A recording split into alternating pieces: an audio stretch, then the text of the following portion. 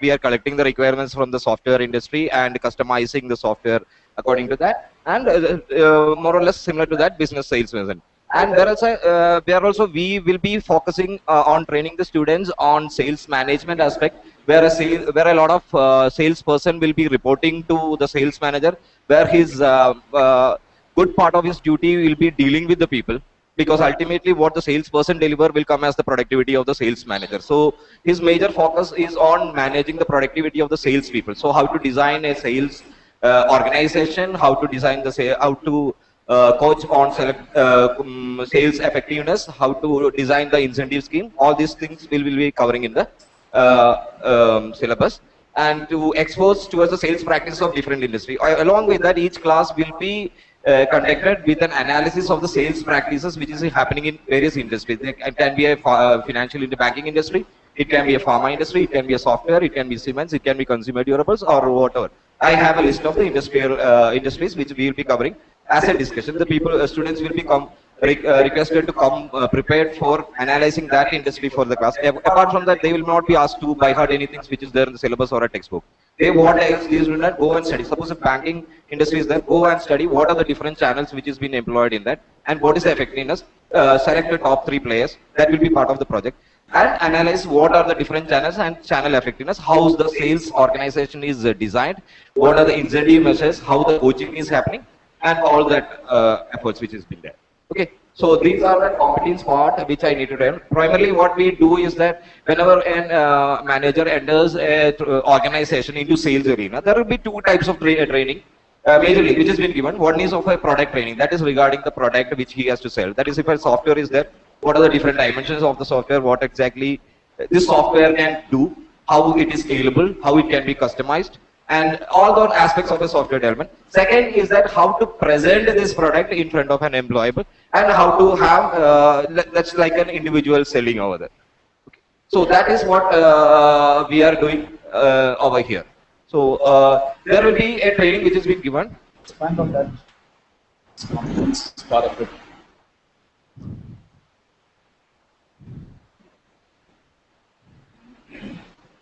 Okay, yeah, that's fine. Yeah. Readable? Yeah. So primarily I am trying to bridge the gap of that, not the product training. Product training anyway I cannot give, because I cannot train a student on a banking product. If he is not ending up his career in a banking career, that that training may be in a wrong way. Of course, there is a value, but the thing is that the time doesn't permit to give product training of all the industries. But the selling skills, which is more or less common, maybe the personal selling strategy, like the appearance, the body language, and the way in which objection handling, rebuttaling, understanding about the competitors, and all those factors we will be filling in this thing. So basically, I am trying to bridge so that a student can present in the company saying that I know this side of it, only you need to train, then I will be start delivering. Only if you train me, if you tell me about the product which needs to sell, I can sell. So I can sell will be the major competency. If a student is being able to say that I can sell, that will be the major competency which I am expecting out of that. So it's now open competency. So do you have any role-playing sessions that happen with students? Or we see, I have a consultant, Micro Labs, a company called. It's a lead given by Kupaji sir. Those people have approached us. They want a real-time live project to be given to these people, which during this vacation, they will be having 7 days vacation now and a 5 days vacation. 1 day they can spend, they can go meet doctors, and they can have a real-time experience. That how a doctor approaches when a pharmaceutical representative go and approach that. Same time I have just initiated a talk with ICSA Bank. They are a little bit reluctant to give the account side, but the loan side, I think they can associate our people with a DSA, not into an ICSA Bank direct DSA, where DSA can employ these people for selling. So maybe they can reach out to people. So we have to design. I have not designed that. We have to design a project order so that they can have a real-time experience over that. What I asked is, do you have any role-playing sessions? No, role-playing session is not there actually. But the thing is that we have, we will be asking that there is, see, next section is going to be a banking session. So what I'm telling you is I have the product. So the person can go there and can sell the product to the class. So if you mean role play by that, then it's there. That happens intermittently in the class. Yeah. So the group which presents is on the sales side and Yes, selling side. will be And the buyer side. the whole class is on the Yes, that will be, see, there are two things, that is features and benefits. So the coaching has always been to give the benefits, explain the benefits. So it will be slightly switching towards, rather than explain the features, explain the benefits to the customer. More or less the sales language, where the language needs to be on a particular aspect, has to be devised. Because this kind of presentation, we can, see, I will tell you, there is a, in the beginning of the class, the person was saying there is no need of the product. So now that has to switch to a language called there is no demand of the products. And it has to be listed in a market potential. So these language transition also we are trying to enable during this presentations. So we will be getting into that. So more or less conversation happens on a two-way, because there is a good level of class participation from SIG. So because it's a sales subject, rather than there is nothing, we can definitely go into a good reading, or we will not deal into specifics. There is a good level, because more or less common sense prevail in this sales management. So there is a good level of participation. That's why I take it through that. In terms of distribution management, what do you? Distribution is the designing of channels. There's different channels. So this person always can look forward to a channel manager also. Suppose if can be delivered to a DSA, can be delivered to a can be backing product can be delivered to a DSE, tele marketing, what is that? Electronic channels, digital channels. Also, the subject is consisting of a little bit of basics of SEO, SEM, and the Alexa ranking little bit. I have little bit included, not to the degree where I can claim that those people are an expert in SEO or SEM, but the thing is that little introduction is there. If they found it individually, they can go into a further class. So I just wanted your inputs regarding the competencies which needs to be developed. Anything which I can add on? And channel management is not only designing channels but also implementing the channel, evaluating the channels, the productivity. Why this channel is better than other channels? Suppose if how is that exercise undertaken? So how exactly? See, we are going into a banking sector. Maybe this person will have to contact a person who has been there in the banking or an insurance, saying that in your company how many channels are getting this thing, how many is them, and maximum details. There obviously there will be limitations in which the companies will divulge the compensation plan of an executive also. So these are the different channels. At least we can get that by deploying this channel, we will be able to catch this target segment or this segment of the target. And what is the cost implications on that? So is SEM covered under this, or SEM is one among the channel, but because we are not evaluating that channel.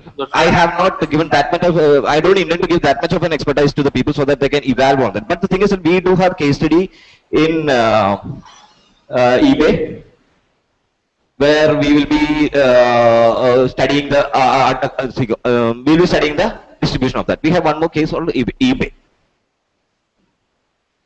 Sales team.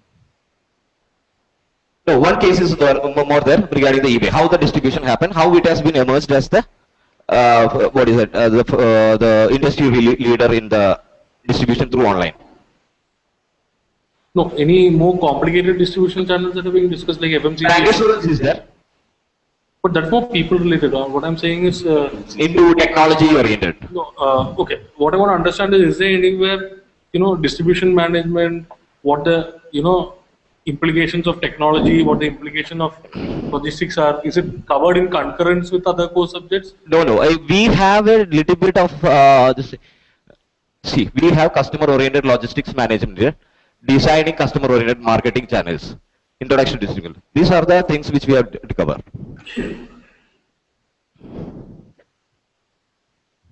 A primary introduction to the logistics, which is in relation, which is coming to the distribution management logistics. Because you specified two roles, okay? Yes. The role number one was individual sales role. Okay, and the role number two was sales manager role. Sales manager. Okay. So, assuming these two roles, okay, then I would look at the distribution side in terms of whatever manner they have to deal with various entities in the distribution channels, okay, that they have to be equipped with. Okay, is the way I look at it. I'm not from the particular domain area, but yeah. What are the, see, the distribution always have an implication on the sales, right? When the salesperson is approaching a customer, I think one among the primary questions the customer will be asking, when can I get the product if I order it? You understand? So always that have an implication on the sales side. So that are the implications which I am trying to cover, though that not detailed into a logistics or a. No, I just want to understand. See, suppose a company is having a particular distribution channel in place, right? And possibly you have a centralized channel or a decentralized channel. Now, suppose you are expanding into a different geography or a different market, and your traditional distribution channel does not work there. What other channel do you implement? What the implications are? If you want to map that, how do you do that? See, there are channels where the sales and distribution happens at the same time, right? Where the distribution is not, I mean, it's linked with the sales. In those aspects, it can be done. If it is in a primary services sector, it can be linked. Where the sales and the service transfer is happening at the same time, right? No, what I want to understand is simple. Is do you take this subject in parallel with SCM or? No, we don't really do that. So this is in which semester? This is in PGDM third semester, And SCM is? fourth semester.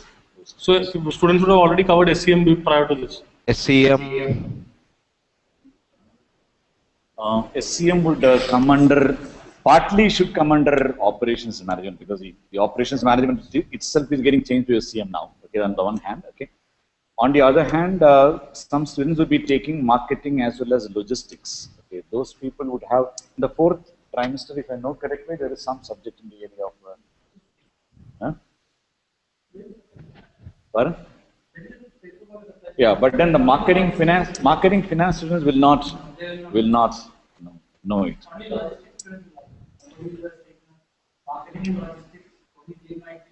Yeah. So student marketing students also have SCM.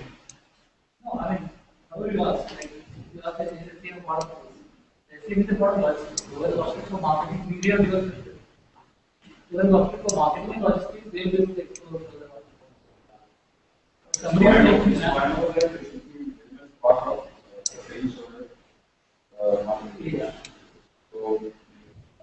Because if you are looking at a senior role rather than being frontline sales, you need some capability to be able to address the sales channel. So in case you're going to marketing, Some of your cases might cover this problem. New methods and everything. We But do. somewhere some case, so there could be a right on those general competitive. So I understand one implication now is that those students who are doing marketing finance as a combination, okay, either you have to go and ask them to attend the SCM course, or you have to definitely have SCM as a part of this also, okay. Otherwise, they are going to miss out on that. Okay? That is an at least implication. marketing specialization Should have. Do you get the implication? I understand, but as a You sales. cannot just say that it is getting dealt with somewhere No, else. I'm only talking from the perspective of getting a student ready for the industry. Yeah, right. In terms of what kind of job they can expect. From what I understood of the structure, it's easy if you're going into a banking retail channel or an insurance retail channel when you're more managing people.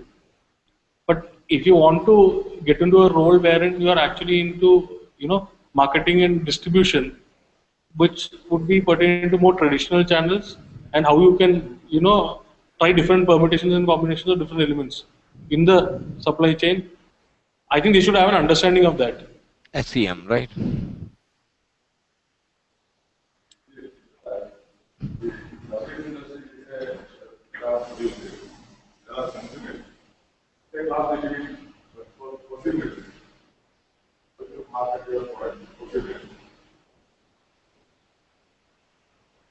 Prosumers, in the sense, I didn't get that. Production and consumption take place simultaneously. Yes. For example, the banking industry. You Yes. are my as a customer, you are to here and now. You are not postponing tomorrow. The service is not solved Sir, that's something which we are doing it in the banking sector, where we are studying in the thing. There are different channels which has been done. So, see, nowadays, which the recent development is that the branch banking has came under questioning. We can see that only the 15% of the transaction is happening in the bank's branches. People are not managing. The footfalls which has been happening in the banks has coming down. So what happens is that they are searching for the alternate channels. It will be coming to as maybe putting a contact center, maybe reaching out to the customers, maybe we will be having telemarketing over there. We will be having DSS. The engagement of DSS is not happening in the public sector banks. So these are the different concepts which we'll be studying when we are doing the sector studies in banking sector. Okay. Can I just understand what would be covered in the sector studies for say something like textile? So, textile is that, see, if it is coming out of the factory, if it is coming out of that, then it will be entrusted with the department of logistics, sales and marketing, right? How we are going. That is how the sales organization is designed in that particular sector. If you ask more into that, even I don't know about textile. I need to do about research in that textile. Yep. I think you were talking about designing supply chain efficiencies. No, I'm not talking. See, I'm not saying that they need to understand whether this supply chain efficiency or at least if somebody is talking about the distribution channel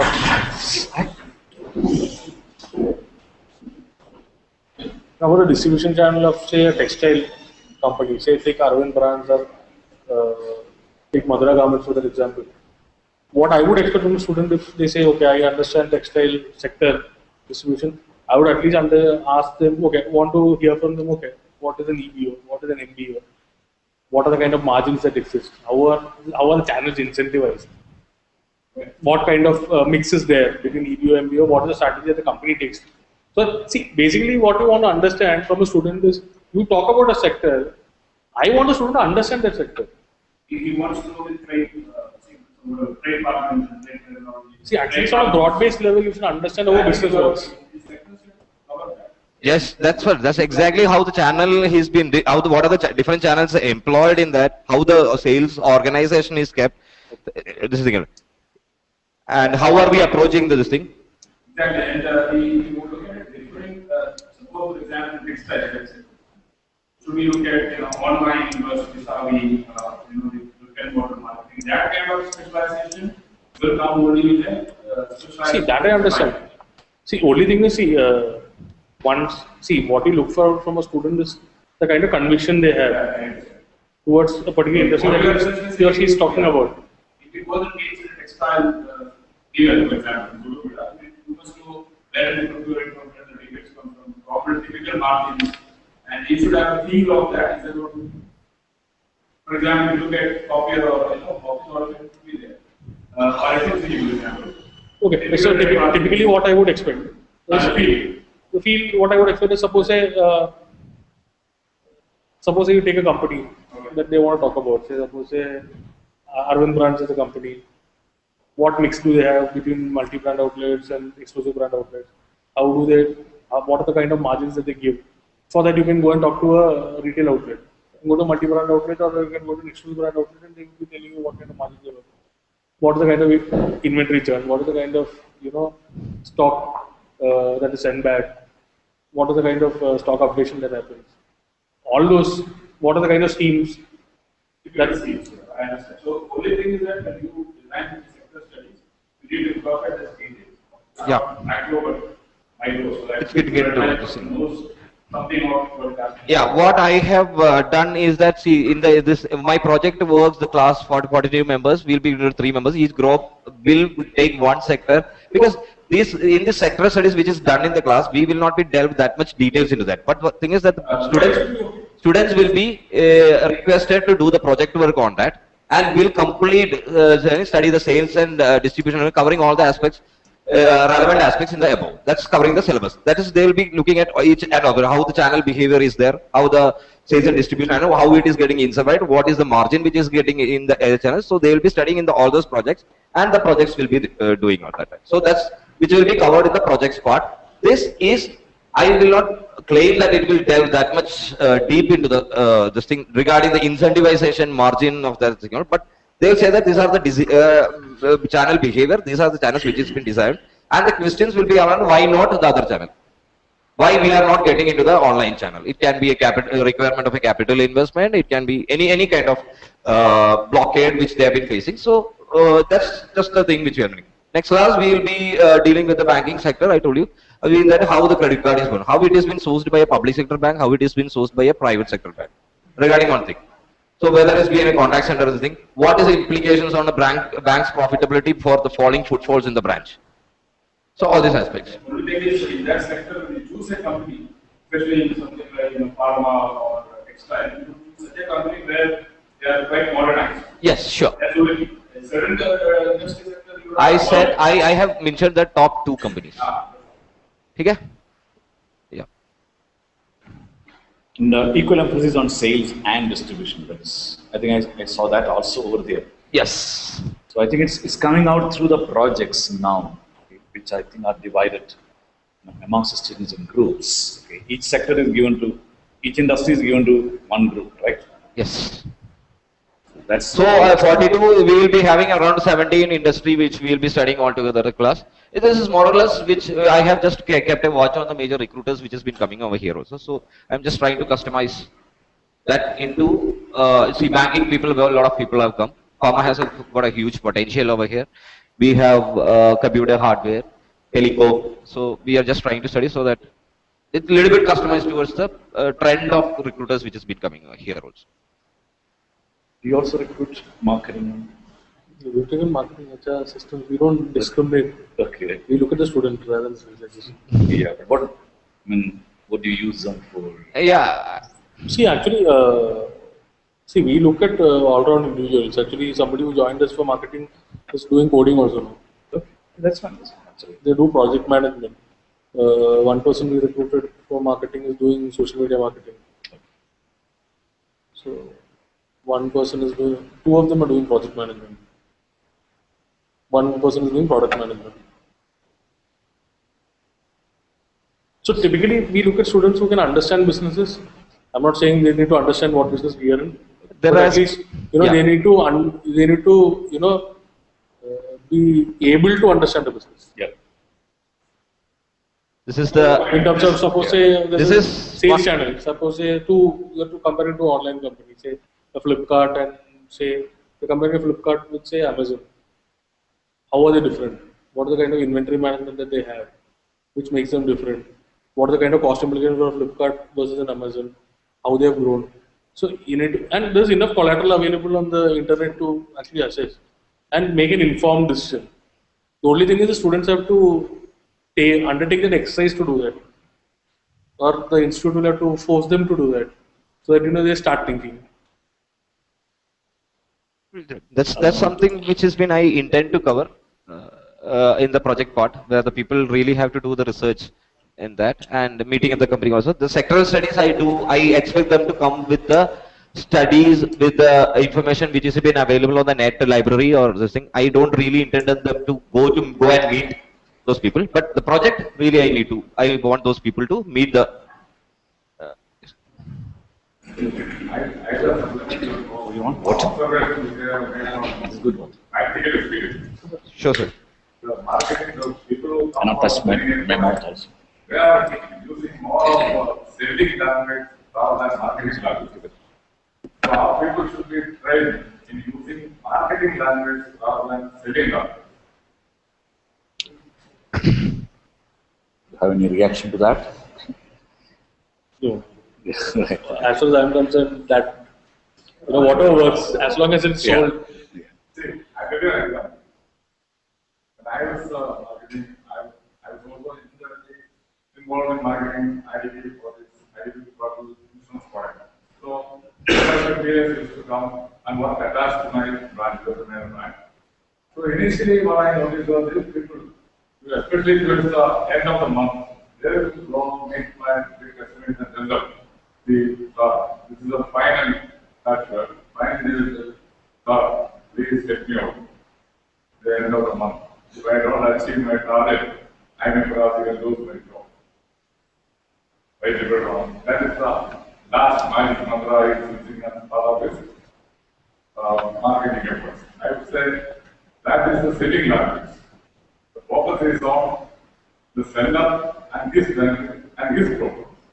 Whereas a prospect or a prospect or your corporate consumer, what you would like to listen is to his own benefits. What tangible benefits the product can offer to you. A farm analysis, details and benefits. What way he will be benefited by purchasing that particular product. That language you are using, then you are using the marketing language, the focus on the customer and his needs. So many a time, our people are trying to power by take that influence. They are always using this selling language rather than marketing. So I told these students who are going to bank course this year, so joining from my hand, told them, once you enter the bank and start your business, never deteriorate your position to that of a seller, but always elevate your position to that of a marketer. Use the marketing language rather than the selling language, and that will make you a winner. Or it will create a win-win situation. You will become a winner. The consumer will become a winner. Consumer will become finally your client. Okay, fine. Coming back to that other issue about understanding sectors, etc. I think what I found from my experience of I've not been teaching lately, but I've been teaching years back. When I used to teach strategic management, the project would consist of, for every group, they had to take 2 industries and do industry analysis of 2 industries, basically to compare and contrast. Because if you just only analyze one industry, then you don't develop this capability to transfer the skill of analyzing to other industries. But when you compare and contrast between 2 industries, then you develop a transferable skill. Otherwise, it's limited to just that particular analysis of that particular industry. Similarly, within the industry, I asked them to take 2 companies each. Okay? Then again, compare and contrast between the companies, their competitive advantages, and how they do business differently, etc., within that particular industry. Okay? So that again, you develop a transferable skill in analyzing the competitive advantages of firms, etc. So I think what is expected over here is also that not that I come out with knowledge on how the textile industry distribution works now, but then given a new industry, I should be able to analyze the whole distribution structure and then get on with some tasks within that. Okay, so it's that generic skill which has to be developed, which ideally I feel is done if the same group deals with more than one sector if possible, if it is feasible and possible. Yeah, see, I tell you this. Now each group is, You're right. yeah. You're right. Two different strategies. So one group can do that. That's what I said, that we'll take top 2 companies in that sector. No. So, You're saying one group will do 2 companies. yes. That's the thing. So what I do there, I was also talking about sectors. And the question is that, see, these people are doing project, and one person must have done in FMCG, one might have done in banking. The FMCG channel will be probing the other question that why not the channel adopted in FMCG is not applicable there. You're getting me? So that's the strategy which there is a mutual questioning and debate which I need to facilitate among the students. Can be. Pardon? Yeah, right.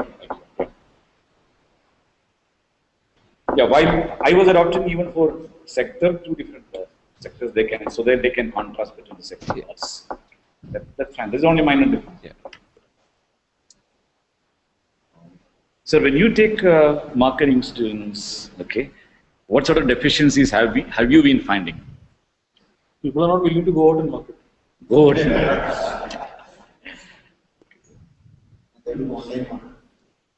They don't understand online marketing. Okay. Yeah. So predominantly, all marketing students that I have come across, the problem that I have faced is they know the theory. Most students can, at least 70% of the students can reiterate what is given in Kotler. Okay. But unfortunately, you ask them a practical example. Suppose I tell them, okay, now I want a BCG analysis and you tie that to the product life cycle, then they go blank. So at least fundamental marketing concepts, how all of them are correlated, is something that I would look for in a student. See, basically, as a company, we don't look at pure sales guys.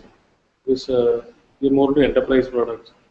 So what we want are more people who can understand the value proposition that a particular product can offer, how it can be positioned. So in term, they need to themselves come out with ideas as to how it can be sold, how it can be positioned, how to sell it to different customer bases. So it's an exercise that takes more time. So we look at predominantly students, at least the marketing theory has to be really strong. In the sense of an ability to even interpret reality or apply it in reality, real life No, situation. see, at least theoretically, they should be able to, correlate Yeah. with different marketing aspects. If somebody is talking about, if I ask them what a BCG matrix is, they tell me what a BCG matrix is. Okay, where do you see this in terms of the product life cycle? Pick a product. They should be able to pick a product, tell me, okay, this is product life cycle, this is where, this is an example of a company, this product which has gone through that, and this is how it's performed. At least they should be able to look at that and, tell me feedback, so that I can understand that, at least I understand basic marketing concepts. Distribution, yes, there's a lot of expectation in terms of how the supply chain will be. If somebody is taking finance and marketing, I would definitely expect them to have, the cost implication of each and every decision that you take in a supply chain. Because if somebody is coming from a marketing and finance background, dual specialization, and they want to get into marketing, but I would also want them to understand what the financial means, because they've already taken a minor in finance. Yeah. So I think what I understand is that students are able we look to at marketing people. We don't look at sales people. the students are able to probably understand and articulate standalone concepts in marketing, but then when they are all meshed together, in a real life situation, they are not able to make sense of, and relate different, concepts. Jaydev, that gives me a cue, okay, because we are going to have an exercise tomorrow, okay, in a particular methodology to attain conceptual clarity. Okay? So I think one complexity is, okay, there might be marketing concepts standalone would be simple, but then when you start relating two concepts or more than two concepts, then you would find that the students are not able to deal with that very well. Okay, so that's an issue. Okay, you can think about a peer learning methodology for that.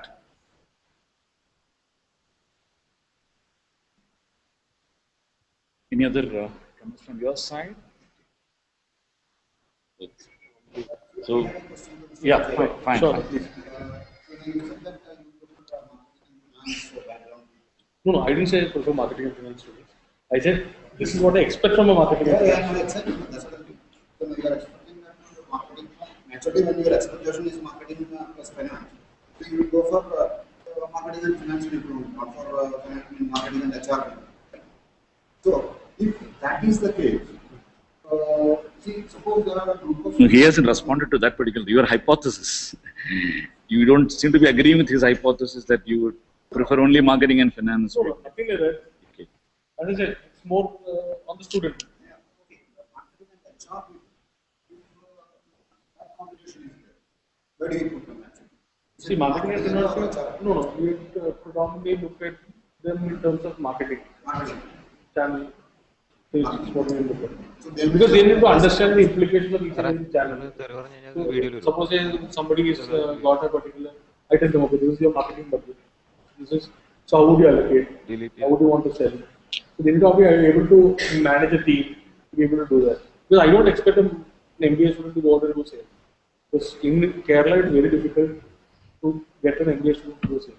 Yeah. Enterprise sales, yes, but otherwise B2C, very difficult. B2C is not possible. So if I need B2C sales, I need to have a second one. But they need to be able to understand the implications of managing the second one. I don't want as management to be responsible to look after my MBA student, MBA hire as well as the guy is reporting to. So they should be independently able to manage, understand what the cost implications are, and then formulate a policy, a policy or formula to do business. So in order for them to do that, they should have a conceptual understanding as to what the implications are. Suppose somebody comes to me and tells me, okay, this is the mix you should have between online and offline sales, and this is why, and these are the costs involved. I would appreciate it because at least I know that the guy is thinking from terms of expanding or growing the business. That I believe can be achieved once you know what the implications are. I don't want a guy coming and telling me, I think online sales will work because Flipkart works, this works, that. Most of the guys are already going down the tube. So I don't want beat that and that kind of formula that doesn't work. But if somebody tells me no, this will work, but this is how it will work, I'll appreciate it. Yesterday I was sharing. I hope I answered. Yesterday I was sharing with Professor Gopakumar that there is a short course which Harvard offers called Marketing Arithmetic. So you simple cases with a lot of numbers involved. So you train them in number crunching, costing, everything through that, and then you deal with larger cases, okay, where the numbers are hidden, etc. Okay. Actually, sir, I don't know if anybody has looked at getting students to do some courses on Coursera. Yeah, we have been advocating Coursera, so I don't know whether anybody has joined. I had sent on 3 Coursera courses. One is Introduction to Finance, if I know correctly. One is Public Speaking course. Okay. Students. Okay. Then there is a Financial Accounting course which is coming soon. Okay. Introduction to Finance and Financial Accounting course from Wharton is coming. I mean, Pennsylvania, University of Pennsylvania is coming now. So yeah, those are. In fact, I mean, I would like to give some credits also to those students who are willingly likely to take these courses. And no, at least if, as a recruiter, if I see that students are taking the initiative to at least go and do something outside the curriculum, they would obviously have a head start over the other curriculums. Yeah. In terms of perception, at least. I was actually, after surgery, I was convalescing, so I took a course on modern world history and completed it very recently. It was a very interesting course again from a professor from University of Virginia. Okay. This is from a Michigan professor who is an Indian. Gautam Kaul is offering a corporate finance course now. He's a fellow of IIM Ahmedabad, then went to Michigan. Okay. And then I think some professor from University of Pennsylvania is offering the financial accounting course. Public speaking course is also more communication oriented. It's not just to create public speakers alone. But then I looked at the content, a lot of communication element in that. So these are 3 interesting courses which I found, which are useful for management students. I just circulated the list to the faculty and the students. Okay. Then one course I've found lacking, sir, in your syllabus is mergers and acquisitions.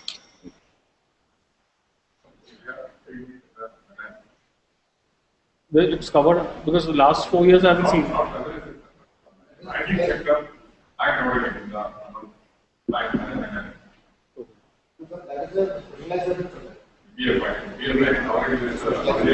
Yeah, we were not offering it as an elective for the last couple of years, and yeah, that is there. I think from a corporate finance perspective, there's a lot of value that is added if you understand mergers, acquisitions, valuations, relative valuation. It will at least help students to read a lot of material and comprehend them. Okay. Because a lot of news that comes out in terms of business which is of relevance is pertinent to mergers and acquisitions. So at least how to dissect that news and understand it would be helpful. At least for the PGDM students, they have the time. Okay. A lot of life cases in India. How many times were taken off when they get by? We give them certain examples. But so at least you should have a case study discussing one merger in detail.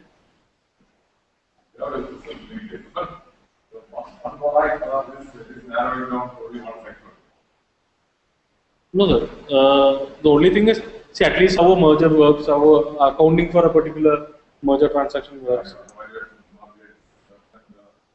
not clear for anything about it. So at least whatever implications whatever they have taken home from financial management can be used here. It's all core related subjects. And HR is used. Okay. That's it is a bit odd, but not in every subject you No, there is a course available, I think even in MG University, right? On mergers and acquisitions. Am I right? Is there an elective? But we are not offering it. We are not offered it also as an elective, for the PGDM. Probable reasons, if I understand correctly, are we probably are not getting through our placement any sort of a job profile where this will be used. Okay, it's that could be one of the reasons. Yeah, sir. getting a job directly into the industry is very difficult. Okay. But the only thing is, you get to understand the practical implications of a lot of things you've learned, Correct. marketing or finance. When you actually look at a merger or acquisition, it talks about two businesses who want to join together for the sake of making business better. So, A, you need to understand both businesses. B, you need to understand what the implications are of them getting married, and see whether they will have a good future going forward. And at least in the subject, when you discuss the cases, you can do postmortem analysis also as to what went wrong once they got married. Yeah, in fact, I understood the objective, but for which it can be used. So the only thing is I'm saying is, see, as a recruiter, Yeah. I personally would not want to interview or interact with students who are chasing the low-hanging fruit. I want somebody who's aspiring to be a leg up from the rest of the competition. See, it's not that we are grooming them for a particular role and they have to get there. Correct. They'll eventually get there. At least we should equip them to eventually get there. What we are doing is, by making them chase the low-hanging fruit, you are actually curtailing their chances of success at a career, which is something that the institute should not do. Okay, answer. I don't want them to be trained to become financial advisors or salespeople. That's not, somebody should go and say, I want to become an investment banker, I want to become a research analyst. I have the skill set to do it, but I need to start somewhere. That is the attitude that should be inculcated in the student. Correct. In terms of sales, I don't want somebody who wants to go and sell something because I can convince people and I could talk well or I look attractive, whichever way it is. But I want to market these products, but I need to get into sales to understand how the business works, how this is sold. Then I can see how the product can be pushed elsewhere. So they need to start at the lower level, but that's a given. In any company, you're not directly, even if you're from a premier institute, you're not directly put in charge of mergers. They don't, you would go look at that company, you see if you can acquire them and you pay them and acquire. Doesn't happen. You would be doing the number crunching in the corner of the office. Yeah. That is what, or you'll be pushing paper between both companies. That's what will happen. So, but they need to have the skill set to go ahead in their career. I don't think that you should look at it from a recruitment perspective wherein they get in and they do this. No, they should be able to rise within the next 5 years of their career. What they can achieve, you should equip them for that, rather than saying, okay, as an institute, this is my responsibility to get them placed. These are sectors. This is where they'll fit in. Personally, I'm against it. Okay, understood. Yeah. One of the things which we have been doing, especially in the PGDM, which I think probably we are backtracked on that, is that the courses which are relevant immediately for placement, we used to have longer durations, like more credits, we call it more credits. And then, for example, like course on corporate governance, we will just have a 1 credit sort of a course, not a full 3 credit course, etc. So that corporate governance, for that matter, see, they need to get it to an executive or a executive level or CXO level to actually talk about corporate governance. Yeah, right. So I don't think that that disconnect would be there. What I'm saying is, at least from an aspirational perspective, Understood. Right. Yeah. see, I think we should not limit ourselves to looking at companies here alone. There's no harm in trying placement through companies in Bombay or Delhi or Chennai. There's nothing stopping the institute from doing that. But again, we need to impress upon them that these students have undergone this course of study and they are equipped to this level. Yeah. And for example, I had this dilemma all the time. okay, when I was teaching strategic management. Because I knew very well for that the next 15 years they are not going to get into any such position at all. So, though it might look very funny, okay, I had articulated my objective of my strategic management course as to make better sense of economic times articles on various companies, better make sense of it, right? So, strategy they were relating to. So, I didn't have case studies. I had a whole lot of economic times, real business stories, okay, and then ask them questions. Okay, ask them questions in terms of through whatever we learned from strategy, can you interpret why they are taking this particular action, etc. Right? So it was just that. So my limited objective, though I understand that that probably indirectly would have enhanced the aspirations. Okay? But I was not directly actually addressing that. I was addressing, basically, hey, now you want to read these stories and get fascinated by them. No, students should actually understand that it takes time to get there. Yeah. But we need to put them on the right path, or at least with the right tools to get there. Yeah, fine. So be on the ground, but then aspire for. You should be on touch with the ground reality, and then aspire something. If you equip the students, in terms of better understanding of business and better understanding of finance, I think they can always get the low-hanging fruit. Okay. I'm saying you don't aim for that. Okay. You aim for something higher. Okay. See, there might be bright students who would look at the first entry into a particular company as a stepping stone, but that should not curtail his chances of having a advancement in his career. If he's good, see, and I personally don't see any difference between students from different colleges. It is up to the individual what he or she will become eventually. There are different circumstances under which different students end up in different places, but eventually where they get is entirely up to them. And their aspiration level, their aptitude and attitude. So we should not curtail them as an institute. Good point. Yeah. Anything else which you like to get from Sir Ajay Kumar now? Okay. In case you're staying back, then can we see one HR? Thank you, Dilraj. Sorry. Yeah. Say to 4, sir. Up to 4, right? Okay. So maybe we can, now that he's there, so that he doesn't have to waste time, can we get back at 2 o'clock? Okay. And who would be volunteering for a presentation on one of the HR subjects he or she is okay, you're going to do it. Okay. Umesh. Pardon?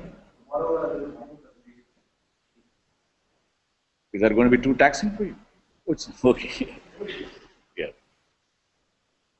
So we'll see after lunch, okay, at 2 o'clock.